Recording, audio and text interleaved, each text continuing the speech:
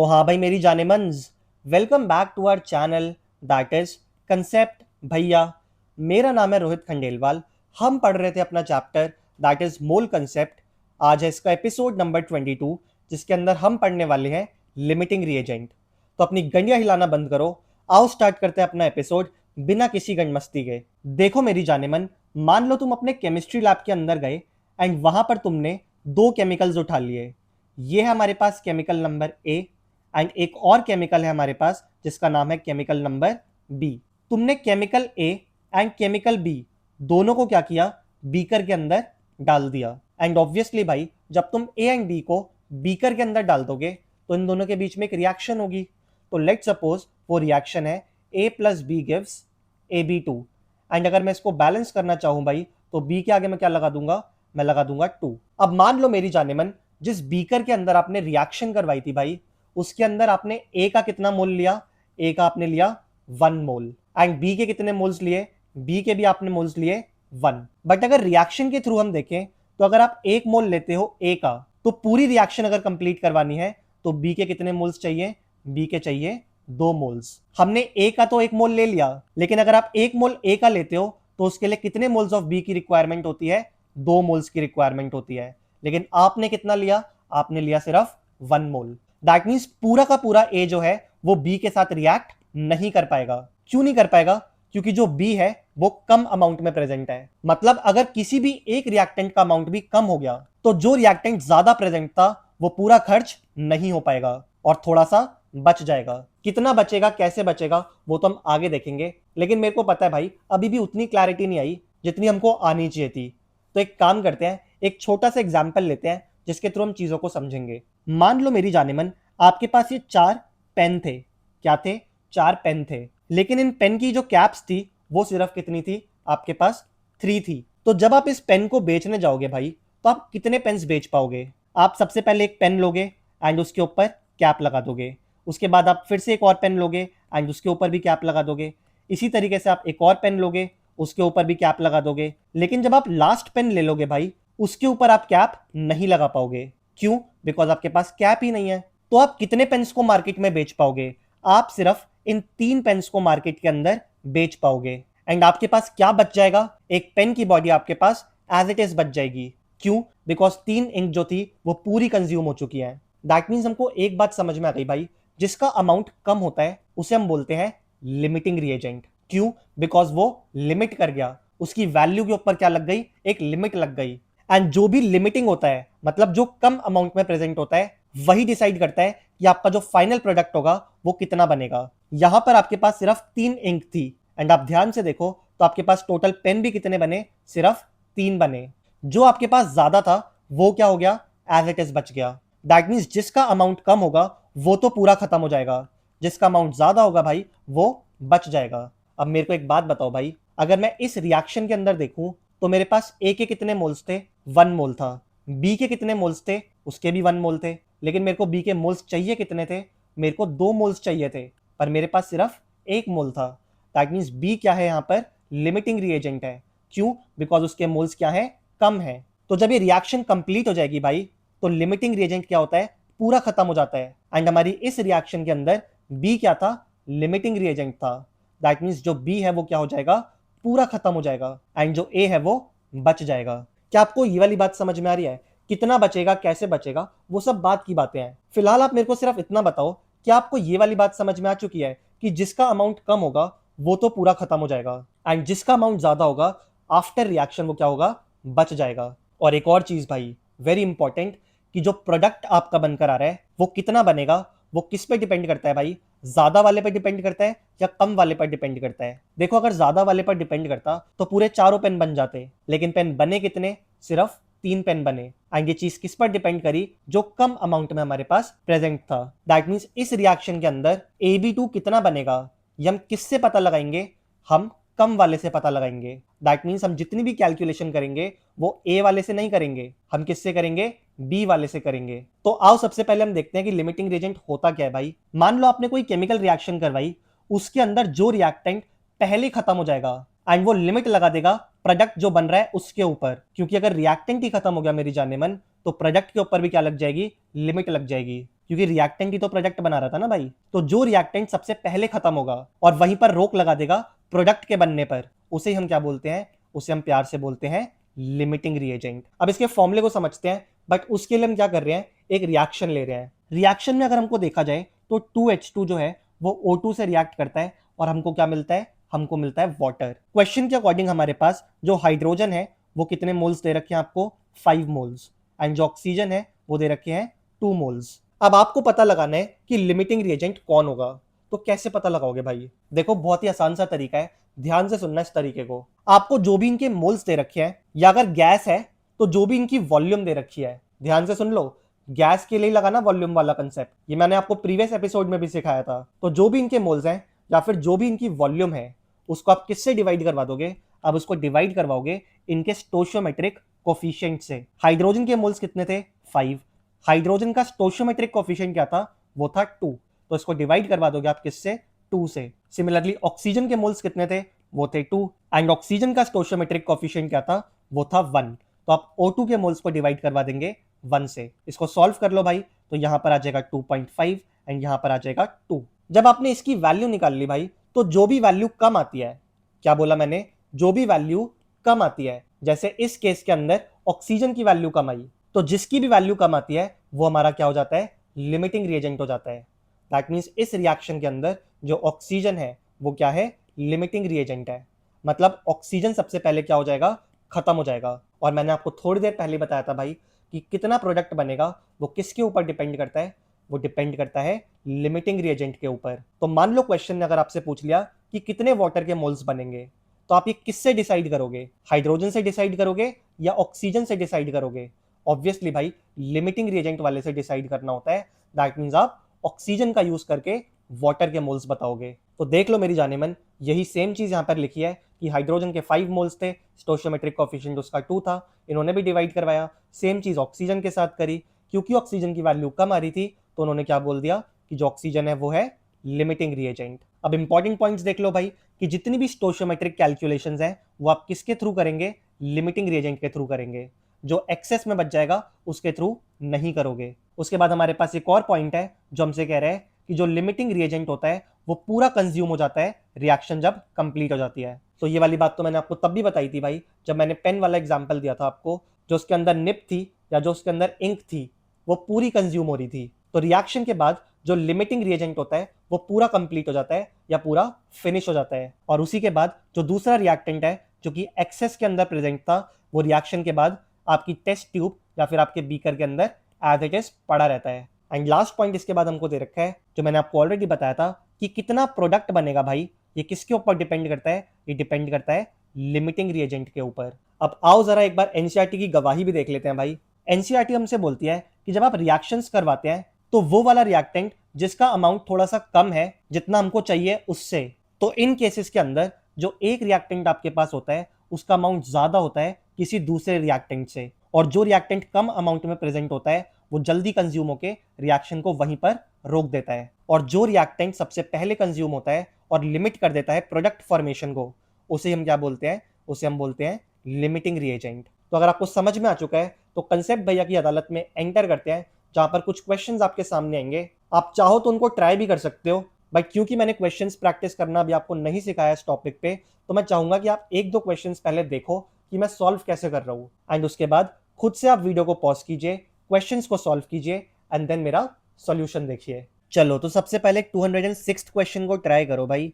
Question आपकी नजरों के सामने आ चुका है, 1998 का एक क्वेश्चन है। क्वेश्चन के अंदर आपको एक रिएक्शन दे रखी है भाई, एंड उस रिएक्शन के अंदर आपको 1 मोल ऑफ अमोनिया दे रखा है and 1 mole of oxygen gas दे रखी है, एंड बोला है कि जब ये दोनों रिएक्ट करते हैं तो इन चारों में से कौन सी स्टेटमेंट करेक्ट है। तो आओ सबसे पहले हम रिएक्शन लिखते हैं भाई। क्वेश्चन में अमोनिया की रिएक्शन करवा रखी है ऑक्सीजन के साथ, एंड इस रिएक्शन के बाद बनता है एक तो NO एंड एक बनता है वाटर। बैलेंस्ड रिएक्शन दे रखी है भाई क्वेश्चन के अंदर, ये हो जाएगा 4 5 4 एंड 6। थोड़ा सा मैं इसको यहां पर शिफ्ट कर लेता हूं भाई। एक और चीज दे रखी है क्वेश्चन ने, that is moles. Ammonia and oxygen दोनों के आपको मोल्स गिवन है, वो आपको 1 मोल गिवन है। अब सिंपल सी बात है भाई, सबसे पहले आप लिमिटिंग रिएजेंट निकालोगे। नंबर ऑफ मोल्स कितने दे रखे हैं NH3 के, वो है 1, उसको डिवाइड करवा दोगे किससे, NH3 के स्टोशियोमेट्रिक कोफिशिएंट जो कि है 4 से। अब यही सेम फॉर्मूला आपको ऑक्सीजन के लिए भी लगाना है। ऑक्सीजन के मोल कितने हैं, 1 गिवन है। इसको डिवाइड करवा दोगे किससे, ऑक्सीजन के स्टोशियोमेट्रिक कोफिशिएंट जो कि है 5। अब इन दोनों में से ये वाली वैल्यू क्या है, छोटी वैल्यू है। दैट मीन्स जो ऑक्सीजन है वो क्या है, लिमिटिंग रिएजेंट है। दैट मीन्स जो ऑक्सीजन होगा वो पूरा का पूरा क्या हो जाएगा, कंज्यूम हो जाएगा, पूरा का पूरा खत्म हो जाएगा। तो अगर मैं ऑप्शंस देखूं भाई, तो मेरे पास जो करेक्ट आंसर आ जाएगा वो आ जाएगा ऑप्शन नंबर 3। बाकी ऑप्शंस भी देख लो भाई, अमोनिया सारा कंज्यूम नहीं हो पाएगा। क्यों नहीं हो पाएगा भाई, क्योंकि अमोनिया जो है वो एक्सेस में प्रेजेंट है। बाकी इन दोनों ऑप्शंस को फिलहाल चेक करने की जरूरत नहीं है, क्योंकि हमको ऑलरेडी हमारा आंसर मिल चुका है। तो आई होप बहुत ही आसान सा क्वेश्चन था भाई ये। चलिए एक और क्वेश्चन आपके सामने आ चुका है, ओलंपियाड टेस्ट सीरीज का एक क्वेश्चन है। अब इस क्वेश्चन को मैं सॉल्व करवाऊंगा एंड आपको ये सिखाऊंगा कि इन क्वेश्चंस को आखिरकार टैकल कैसे करना है।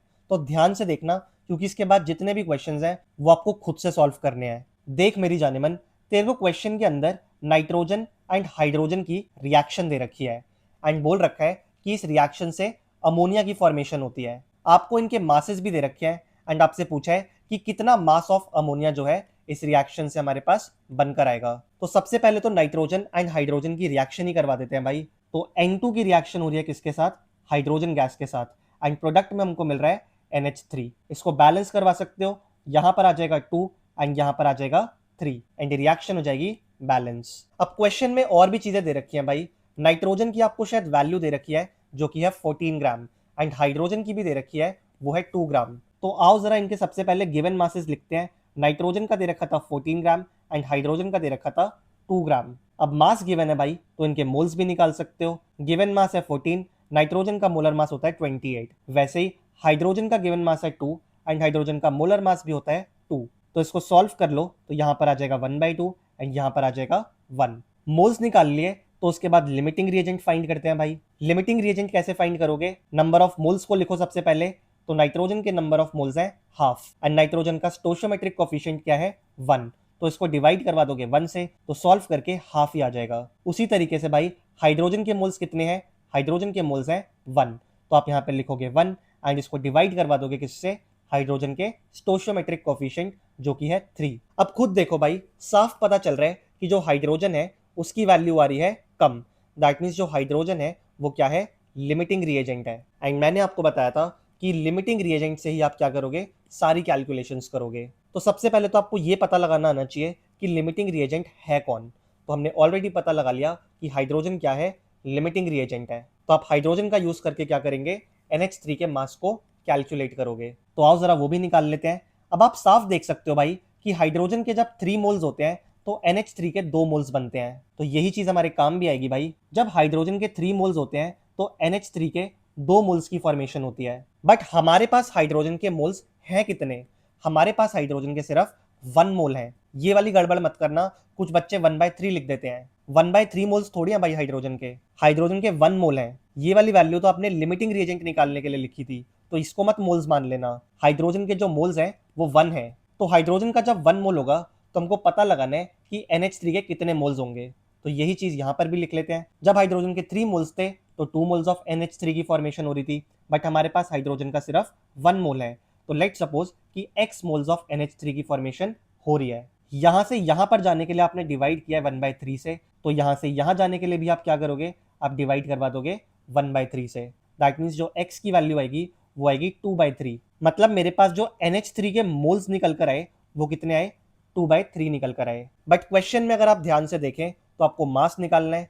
दैट मीन्स आप नंबर ऑफ मोल्स को मल्टीप्लाई करवा दोगे NH3 के मोलर मास से, जो कि होता है 17। इसको सॉल्व करोगे तो आ जाएगा 34 divided by 3 and approximately solve करोगे तो आंसर कुछ आएगा 11 ग्राम के आसपास। एंड अगर हम ऑप्शन देखें तो option number D is the correct answer for this question. एक तरीका और है, वो भी देखो। सबसे पहले तो सेम स्टेप है, आपको पता लगाना है कि इन दोनों में से लिमिटिंग रिएजेंट कौन होगा, एंड वो मैं आपको ऑलरेडी निकालना सिखा चुका हूं। एक बार जब आपको लिमिटिंग रिएजेंट पता चल जाए भाई, तब देखो आपको करना क्या है। क्वेश्चन में आपके पास था N2 plus 3H2 gives you 2NH3, सही है। आपको इनका मास भी दे रखा था, इसका दे रखा था 14 ग्राम एंड इसका दे रखा था 2 ग्राम। ध्यान से सुन लो मेरी बात, जब रिएक्शन स्टार्ट नहीं हुई है भाई, तब नाइट्रोजन का मास आपको कितना दे रखा है, 14 ग्राम दे रखा है।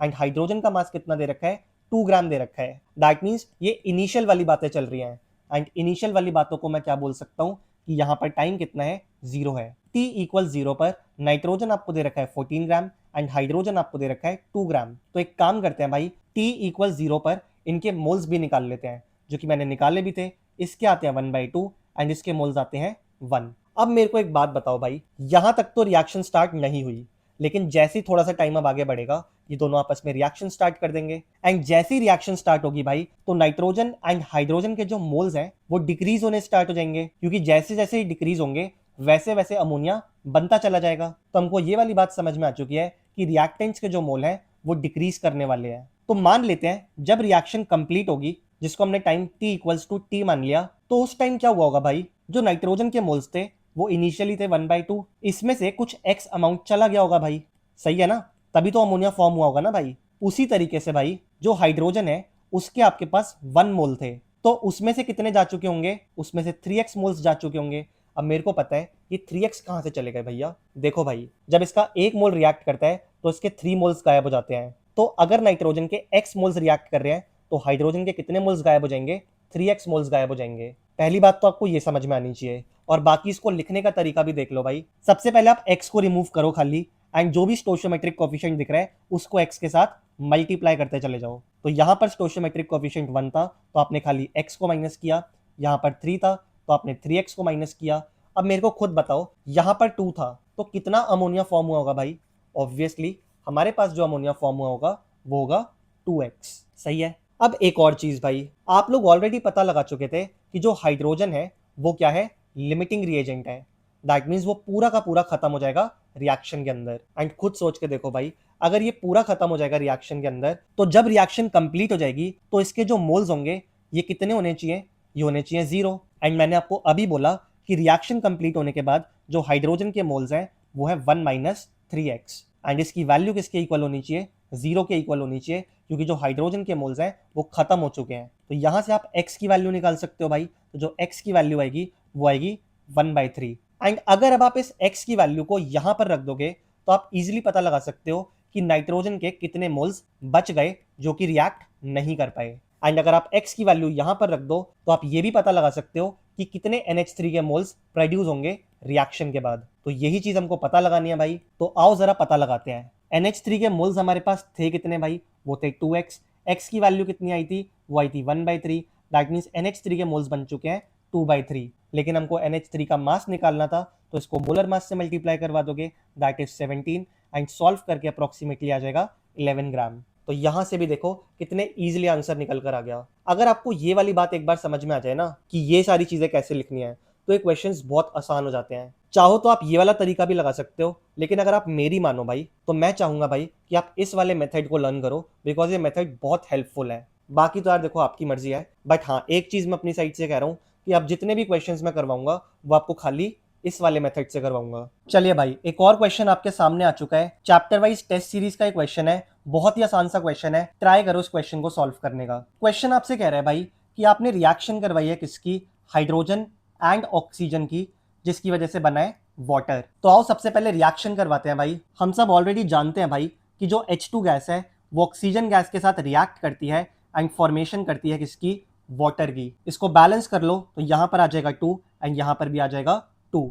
इस रिएक्शन को मैं थोड़ा सा साइड में शिफ्ट कर रहा हूं भाई। अब ध्यान से देखो भाई, तो क्वेश्चन ने आपको टाइम t इक्वल्स टू 0 पर इनके मास की वैल्यू दे रखी होगी, जो कि दोनों ही मेरे को क्या दिख रहे हैं, 8 ग्राम दिख रहे हैं। तो टाइम t इक्वल 0 पर हमारे पास हाइड्रोजन भी 8 ग्राम है एंड ऑक्सीजन भी 8 ग्राम है। तो ऑब्वियसली आप क्या करोगे, टाइम t इक्वल 0 पर इनके मोल्स कैलकुलेट कर लोगे। तो यहाँ पर 8 डिवाइड हो जाएगा 2 से, एंड यहाँ वाला 8 डिवाइड हो जाएगा 32 से। चाहो तो इसको सॉल्व भी कर सकते हो, ये हो जाएगा 4 एंड ये हो जाएगा 1/4। अब इसके बाद मेरी जानेमन आप लिमिटिंग रिएजेंट निकालोगे तो आप मोल्स को डिवाइड करवाओगे इनके स्टोइचियोमेट्रिक कोफिशिएंट से। तो जब आप डिवाइड करवाओगे तो यहां पर आ जाएगा 2 एंड यहां पर आ जाएगा 1/4। तो हमको साफ पता चल रहा है भाई कि जो हमारे पास ऑक्सीजन गैस है वो क्या है, लिमिटिंग रिएजेंट है। एंड मैंने आपको बताया था कि एक बार लिमिटिंग रिएजेंट पता चल गया तो उसके बाद तो चीजें बहुत आसान हो जाती हैं भाई। इस रिएक्शन को मैं यहाँ से कॉपी कर रहा हूँ एंड मैं इसको नेक्स्ट पेज पर पेस्ट कर रहा हूं भाई। तो आओ जरा इसको पेस्ट करते हैं। अगर आपको याद हो तो मैंने टाइम t इक्वल्स टू 0 पर इसके मोल्स भी निकलवा लिए थे। हाइड्रोजन के मोल्स जो थे वो हमारे पास 4 आए थे एंड ऑक्सीजन के आए थे 1/4। तो लिमिटिंग रिएजेंट कौन है? लिमिटिंग रिएजेंट है ऑक्सीजन गैस। तो जब time t equals to t पर रिएक्शन कंप्लीट हो जाएगी भाई, तो ऑब्वियस सी बात है भाई, हाइड्रोजन एंड ऑक्सीजन गैस के मोल्स क्या हो जाएंगे? कम हो जाएंगे। तो लेट सपोज ऑक्सीजन के मोल्स जो थे वो 1/4 माइनस एक्स हो गए एंड सिर्फ एक्स क्यों माइनस किया है? क्योंकि स्टोशियोमेट्रिक कोफिशिएंट है 1, तो मैंने 1x को माइनस कर दिया। यहां पर स्टोशियोमेट्रिक कोफिशिएंट क्या है? 2 है, तो मैं 4 में से किसको माइनस करूंगा? 2x को माइनस करूंगा। तो मेरे पास हाइड्रोजन के मोल्स कितने हो जाएंगे? 4 माइनस 2x। एंड वाटर कितना प्रोड्यूस होगा भाई? क्योंकि इसका स्टोशियोमेट्रिक कोफिशिएंट 2 है, तो वाटर जो प्रोड्यूस होगा वो होगा 2x। अब एक बात बताओ, ऑक्सीजन क्या थी? लिमिटिंग रिएजेंट थी। दैट मीन्स जो ऑक्सीजन के मोल्स होंगे वो कितने होने चाहिए?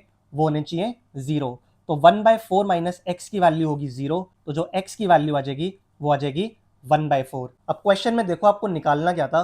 क्वेश्चन ने आपसे पूछा है कि आपको वाटर का मास निकालना है। तो आओ सबसे पहले वाटर के मोल्स निकालते हैं। हमको साफ दिख रहा है भाई, number of moles of water जो बनने वाले हैं वो है 2x एंड x की वैल्यू कितनी है? 1/4। तो 2 मल्टीप्लाई बाय 1/4, दैट मीन्स जो वाटर के मोल्स हैं वो कितने हैं? हाफ मोल्स हैं। तो अगर आप इसको मल्टीप्लाई करवा दो इसके मोलर मास से, तो वाटर का मास भी निकल जाएगा, जो कि मेरे को 9 ग्राम आता हुआ दिखाई दे रहा है। एंड अगर हम ऑप्शंस की बात करें भाई, तो option number B is the correct answer for this question. I hope आपको समझ में आया होगा कि हम क्वेश्चंस को सॉल्व कर कैसे रहे हैं। सबसे पहले टाइम t इक्वल्स टू 0 पर आपको ऑलरेडी वैल्यू दे रखी होती है, तो टाइम t इक्वल्स 0 पर मतलब इनिशियली आपको क्या निकालना है? मोल्स निकालने हैं। तो हमने वही किया। उसके बाद आपको लिमिटिंग रिएजेंट फाइंड करना है। फिर जो आपने मोल्स निकाले थे उसमें से आपको x को माइनस करना है, लेकिन उस x का जो कोफिशिएंट होगा वो डिपेंड करेगा किस पे? इनके स्टोशियोमेट्रिक कोफिशिएंट के ऊपर। यहाँ पर 2 था तो आपने 4 में से 2x को माइनस किया, यहाँ पर 1 था तो आपने यहाँ पे माइनस x किया, यहाँ पर 2 था तो 2x की प्रोडक्शन हुई। उसके बाद जो लिमिटिंग रिएजेंट होता है उसके जो मोल्स होते हैं वो 0 हो जाते हैं, तो यहाँ से आप x की वैल्यू निकाल लीजिए। उसके बाद जो भी आपसे क्वेश्चन के अंदर पूछा हुआ है आप उसको सॉल्व कर सकते हो। तो चलिए एक और क्वेश्चन आपके सामने आ चुका है। नेशनल टेस्ट सीरीज का एक क्वेश्चन है, बहुत ही आसान सा क्वेश्चन है, ट्राई करो इस क्वेश्चन को। क्वेश्चन आपसे कह रहे हैं कि आपके पास इतने मॉलिक्यूल्स हैं हाइड्रोजन गैस के एंड 8 ग्राम है ऑक्सीजन गैस का। इनकी आपने रिएक्शन करवाई, तो ऑब्वियसली जब हाइड्रोजन एंड ऑक्सीजन रिएक्ट करेंगे भाई तो वाटर की फॉर्मेशन होगी। तो यही क्वेश्चन में आपसे पूछा है कि कितने वाटर की फॉर्मेशन होने वाली है। तो आओ मेरी जानेमन, सबसे पहले हम रिएक्शन लिखते हैं भाई। H2 की रिएक्शन हो रही है ऑक्सीजन के साथ, तो बनता क्या है इससे? इससे बनता है water. Time t equals to 0 पर आपको कुछ वैल्यूज दे रखी हैं। हाइड्रोजन के आपको मॉलिक्यूल्स दे रखे हैं, कितने? 2 into 10 to the power 23 and oxygen का आपको मास दे रखा है दैट इज 8 ग्राम, तो यहां पर आ जाएगा 8 ग्राम। अब टाइम t इक्वल्स टू 0 पर आप मोल्स भी कैलकुलेट कर सकते हो भाई। यहां पर आपको नंबर ऑफ मॉलिक्यूल्स दे रखे हैं, इसको डिवाइड करवा दोगे आप किससे? Avogadro number, that is 6 into 10 to the power 23 से। ऑक्सीजन के मोल्स भी निकाल सकते हो। ऑक्सीजन का मास है 8 ग्राम, इसको डिवाइड करवा दोगे आप 32 ग्राम से। सॉल्व भी कर सकते हो भाई इसको, ये कैंसिल हो जाएगा एंड यहाँ पर आ जाएगा 1/3 एंड ये भी कैंसिल हो जाएगा एंड यहाँ पर आ जाएगा 1/4। इसके बाद आप सब जानते हैं कि हम लिमिटिंग रिएजेंट पता लगाएंगे। लिमिटिंग रिएजेंट कैसे पता लगाओगे? मोल्स लिख लो, उसको डिवाइड करवा दो किससे? स्टोशियोमेट्रिक कोफिशिएंट से। अच्छा, हमने रिएक्शन को बैलेंस नहीं किया है, यहाँ पर 2 एंड यहाँ पर 2 आ जाएगा। तो जब आप इसको डिवाइड करवाओगे तो आप 2 से डिवाइड करवाओगे, तो इसको सॉल्व करके आ जाएगा 1/6। सिमिलरली आप ऑक्सीजन के लिए भी कैलकुलेशन कर सकते हो। 1/4 को 1 से डिवाइड करवाओगे तो आपका जो आंसर आएगा वो आएगा 1/4। अब मेरे को बताओ इन दोनों में से इस बार लिमिटिंग रिएजेंट कौन है? इस बार जो लिमिटिंग रिएजेंट है वो है हाइड्रोजन गैस, क्योंकि उसके मोल्स कम है, तो हाइड्रोजन हमारा हो जाएगा लिमिटिंग रिएजेंट। अब सेम रिएक्शन आप कॉपी कर लो, H2 plus O2 gives you H2O, इसको बैलेंस भी कर सकते हो। एंड अब क्या करोगे आप? टाइम t इक्वल्स t का रिलेशन लिखोगे, मतलब जब रिएक्शन कंप्लीट हो चुकी है। तो आओ जरा चेक करते हैं। हमारे पास हाइड्रोजन के मोल्स थे 1/3, तो यहाँ पर लिख देते हैं 1/3 एंड ऑक्सीजन के मोल्स थे 1/4, तो यहाँ पर लिख देते हैं 1/4। अब ऑब्वियसली आपको पता है भाई, आप माइनस करोगे तो 1/4 में से x माइनस होगा क्योंकि इसका स्टोशियोमेट्रिक कोफिशिएंट 1 है। यहाँ से आप 2x को माइनस करोगे क्योंकि इसका जो स्टोशियोमेट्रिक कोफिशिएंट है वो 2 है एंड यहाँ पर जो फॉर्मेशन होगी वो होगी 2x की। अब एक बात बताओ भाई, हाइड्रोजन गैस क्या थी? लिमिटिंग रिएजेंट थी, दैट मीन्स 1/3 माइनस 2x की जो वैल्यू होगी वो जाएगी 0। तो यहाँ से अगर आप x की वैल्यू निकाल लो भाई तो वो आ जाएगी 1/6 मोल्स। एक बार आपने x की वैल्यू निकाल ली तो आप वाटर के मोल्स भी निकाल सकते हो। तो वाटर के मोल्स कितने हो जाएंगे हमारे पास, वो थे 2x, x की वैल्यू आई थी 1/6, तो वाटर के मोल्स आ चुके हैं 1/3 मोल्स। लेकिन आपको जो है मास ऑफ वाटर निकालना है, तो आप मोल्स को मल्टीप्लाई करवा दोगे मॉलिक्यूलर वेट दैट इज 18 से, तो हमारा सॉल्व करके जो आंसर आएगा वो आएगा 9 ग्राम। एंड अगर हम ऑप्शंस देखें भाई, तो वो मेरे को दिख रहा है ऑप्शन नंबर बी।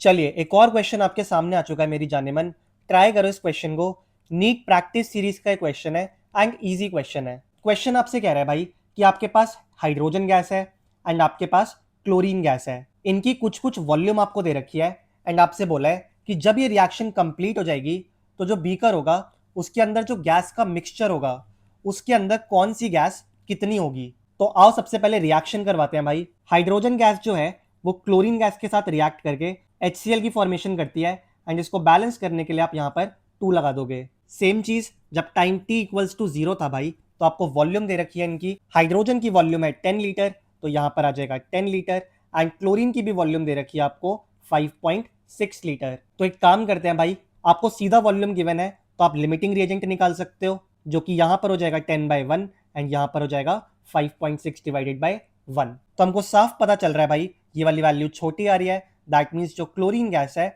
वो हमारी हो जाएगी लिमिटिंग रिएजेंट। तो जैसी रिएक्शन कंप्लीट होगी that is t equals to t पर, तो 5.6 लीटर में से कुछ x वॉल्यूम गायब हो चुकी होगी, 10 में से भी कुछ x वॉल्यूम गायब हो चुकी होगी एंड यहाँ पर फॉर्मेशन होगी 2x वॉल्यूम की। इन दोनों में से मैंने x को क्यों माइनस किया, क्योंकि दोनों का जो स्टोइचियोमेट्रिक कोएफिशिएंट है वो है 1 एंड यहाँ पर मैंने 2x क्यों लिखा, क्योंकि यहाँ पर जो स्टोइचियोमेट्रिक कोएफिशिएंट है वो है 2। हाइड्रोजन था लिमिटिंग रिएजेंट, दैट मींस ये वैल्यू हो जाएगी 0, तो x की वैल्यू आपके पास आ जाएगी 5.6 लीटर। अब उसी x की वैल्यू को अगर आप यहां पर रख दोगे भाई, तो आपके पास हाइड्रोजन की वॉल्यूम भी निकल कर आ जाएगी, that is 10 minus 5.6 litre and इसको सॉल्व करोगे भाई तो आपके पास आ जाएगा 4.4 लीटर। यहां पर भी x की वैल्यू को रख सकते हो, तो आपके पास HCl की वॉल्यूम भी निकल कर आ जाएगी, that is 2 multiply by 5.6 litre and जब आप इसको सॉल्व करोगे तो आपके पास आएगा 11.2 लीटर एंड क्लोरीन गैस की जो वॉल्यूम है वो हो जाएगी 0 लीटर, क्योंकि ये क्या था, ये लिमिटिंग रिएजेंट था। मतलब जब रिएक्शन खत्म होगी तो क्लोरीन की वॉल्यूम 0 हो चुकी होगी। चाहो तो आप x की वैल्यू यहाँ पर डालकर भी देख सकते हो, 5.6 माइनस 5.6 करोगे तो इसकी वॉल्यूम जो निकल कर आएगी वो आएगी 0 लीटर। तो हमारे पास जो वॉल्यूम आ रही है वो आ रही है 4.40 एंड 11.2 लीटर एंड अगर हम ऑप्शंस देखें भाई तो 4.40 and 11.2 litre, that means A option is the correct answer for this question. आसान सा क्वेश्चन था। चलिए एक और क्वेश्चन आपके सामने आ चुका है, कॉम्पिटिटिव केमिस्ट्री टेस्ट सीरीज का एक क्वेश्चन है, ट्राई करो इस क्वेश्चन को सॉल्व करने का। ध्यान से देखो भाई, तो सेम ही क्वेश्चन है, आपके पास फिर से हाइड्रोजन गैस है एंड आपके पास फिर से क्लोरीन गैस है, इनकी रिएक्शन से बनती है HCl गैस एंड आपसे इसी HCl गैस की वॉल्यूम क्वेश्चन ने पूछी है। तो ये तो बहुत ही सिंपल सा क्वेश्चन है भाई। आओ जरा सबसे पहले रिएक्शन करवाते हैं। हाइड्रोजन गैस रिएक्ट करेगी क्लोरीन गैस के साथ एंड फॉर्मेशन होगी HCl गैस की। इनकी वॉल्यूम भी आपको गिवन है, H2 की वॉल्यूम आपको 11.2 लीटर गिवन है एंड क्लोरीन का आपको मास गिवन है, दैट इज 35.5 ग्राम। तो आओ जरा सबसे पहले इन चीजों को लिखते हैं। इसकी वॉल्यूम आपको दे रखी है 11.2 लीटर एंड क्लोरीन का आपको मास दे रखा है, दैट इज 35.5 ग्राम। तो एक काम करते हैं मेरी जान, टाइम t इक्वल्स टू 0 पर नंबर ऑफ मोल्स की वैल्यू निकाल लेते हैं। यहाँ पर गिवन वॉल्यूम है 11.2 लीटर, इसको आप डिवाइड करवा दोगे 22.4 लीटर से। यहाँ पर आपको गिवन मास है 35.5 ग्राम एंड इसको डिवाइड करवा दोगे आप Cl2 के मोलर मास से, दैट इज 71 ग्राम। इसको सॉल्व भी कर सकते हो भाई, ये हो जाएगा 1/2 एंड ये भी हो जाएगा 1/2। लिमिटिंग रिएजेंट की कैलकुलेशन भी कर सकते हैं, मोल्स है 1/2, इसको डिवाइड करवा दोगे आप 1 से, यहाँ भी मोल्स है 1/2, इसको भी डिवाइड करवा दोगे 1 से। तो जब सॉल्व करोगे तो दोनों ही क्या आ जाएंगे, 1/2 एंड 1/2। अब क्योंकि दोनों की ही वैल्यू सेम आ चुकी है भाई, इसका मतलब है कि इसके अंदर कोई भी लिमिटिंग रिएजेंट नहीं होगा, ये रिएक्शन पूरी की पूरी कंप्लीट हो जाएगी, कोई भी रिएजेंट एक्स्ट्रा नहीं बचेगा। दैट मीन्स जब time t equals to t आएगा भाई, तो इसके नंबर ऑफ मोल्स थे 1/2, उसमें से x चले जाएंगे, यहाँ भी मोल्स थे 1/2, उसमें से भी x चले जाएंगे एंड यहाँ पर फॉर्मेशन होगी 2x की। मतलब जो HCl के मोल्स होंगे वो 2x होंगे। x की वैल्यू आप किसी से भी निकाल सकते हो भाई, क्योंकि ये दोनों ही 0 होंगे, तो x की जो वैल्यू आएगी वो आएगी 1/2 एंड यहाँ पर जब आप x की वैल्यू को पुट करोगे तो number of moles of HCl आपके पास निकल कर आ जाएंगे, वो थे 2x एंड x की वैल्यू थी 1/2। मतलब HCl के जो मोल्स बनेंगे वो बनेंगे 1 मोल, पर हमको निकालनी थी HCl की वॉल्यूम,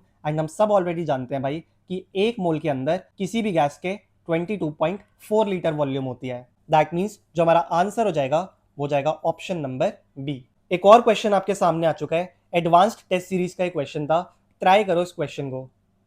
क्वेश्चन आपसे कह रहा है भाई कि आपके पास कार्बन डाइऑक्साइड गैस थी जिसको आपने पास किया रेड हॉट कोक के ऊपर, एंड CO2 गैस का आपने लिया था 1 लीटर, लेकिन जैसे ही आपने इसको इससे पास किया तो आपके पास जो टोटल वॉल्यूम हो गई वो हो गई 1.4 लीटर। अब आपको बताना है कि जब ये रिएक्शन कंप्लीट हो चुकी होगी भाई तो जो प्रोडक्ट बनेंगे उसके अंदर कंपोजिशन क्या होगा, CO2 का एंड CO का। तो सबसे पहले तो भाई हमको CO2 की रिएक्शन करवानी पड़ेगी रेड हॉट कोक से, एंड ये वाली रिएक्शन मैं आपको ऑलरेडी सिखा चुका हूँ भाई। तो आओ जरा CO2 की रिएक्शन करवाते हैं कोक से, जिसको हम कार्बन भी बोलते हैं, एंड हम सब ऑलरेडी जानते हैं कि यहाँ से फॉर्मेशन होती है 2CO की। अब क्वेश्चन के अकॉर्डिंग जो CO2 हमारे पास थी वो थी 1 लीटर। दैट मीन्स जब टाइम t इक्वल्स टू 0 था तो जो CO2 की वॉल्यूम है वो है 1 लीटर, एंड जब ये रिएक्शन कंप्लीट हो चुकी होगी यानी कि t इक्वल्स टू t पर, तो आप मेरे को खुद बताओ कि हुआ क्या होगा। इस 1 लीटर वॉल्यूम में से कुछ x लीटर वॉल्यूम गायब हो चुकी होगी, एंड x क्यों माइनस किया,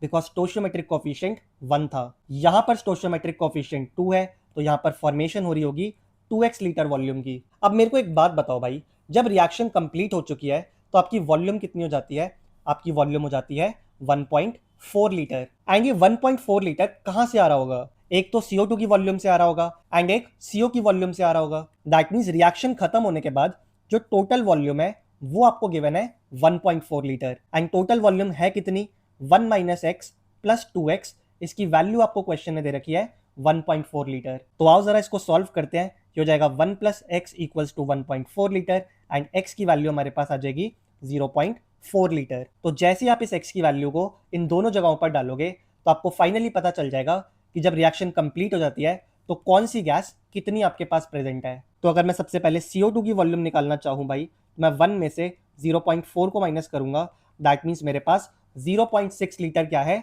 CO2 गैस का प्रेजेंट है। एंड वहीं अगर मैं वॉल्यूम निकालना चाहूँ कार्बन मोनोऑक्साइड गैस की तो वो होती है 2x, that means 2 multiply by 0.4 litre, and इसको सॉल्व कर कर मेरे पास आ जाएगा 0.8 लीटर। तो CO2 का 0.6 लीटर एंड CO का 0.8 लीटर, एंड अगर मैं ऑप्शंस देखूं भाई तो option number C is the correct answer for this question. तो चलो भाई इसके बाद एक क्वेश्चन और है हमारे पास जो आपको सॉल्व करना है। तो क्वेश्चन आपके सामने आ चुका है, ट्राई करो इस क्वेश्चन को। 2014 के अंदर एक क्वेश्चन आया था एंड बहुत ही आसान सा क्वेश्चन है। क्वेश्चन आपसे कह रहा है भाई कि जब आपने 22.4 लीटर ऑफ H2 को मिक्स किया 11.2 लीटर ऑफ क्लोरीन गैस के साथ, तो आपसे पूछा है कि HCl गैस के कितने मोल्स की फॉर्मेशन होगी। तो बहुत ही सिंपल क्वेश्चन है भाई। आओ सबसे पहले रिएक्शन करवाते हैं।